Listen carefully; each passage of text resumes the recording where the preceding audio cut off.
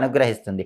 సహజంగా అందరూ ఉదయం నిద్ర లేచాక ఆడవాళ్ళు ముగ్గులు ఇంటి ముందు వేసుకుంటూ ఉంటారు. కానీ ఎవరికీ తెలియని విషయం ఏంటంటే ఆడవాళ్ళు శుక్రవారం రాత్రి పూట ఇంటి ముందు ఇలా అష్టదళ పద్మం ముగ్గు వేసి నిద్రపోతే లక్ష్మీదేవి మిమ్మల్ని తొందరగా అనుగ్రహిస్తుంది.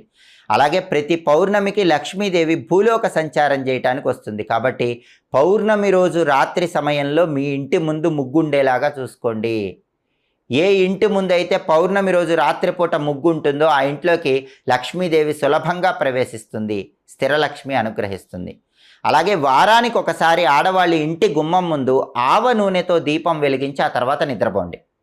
రాత్రి నిద్రపోయే ముందు గుమ్మం బయట ప్రమిదలో ఆవ నూనె పోసి దీపం పెట్టి ఆ తర్వాత నిద్రపోతే ఇంట్లో ఉన్న నెగిటివ్ ఎనర్జీ మొత్తం తొలగిపోతుంది, లక్ష్మీ కటాక్షం సంపూర్ణంగా కలుగుతుంది. అలాగే ఆడవాళ్ళు తప్పకుండా పూజ గదిలో రాత్రి నిద్రపోయే ముందు ఒక విధి విధానం పాటించాలి. ఆ రోజు పూజ చేసిన పూలుంటే కనుక వాటిని మొత్తం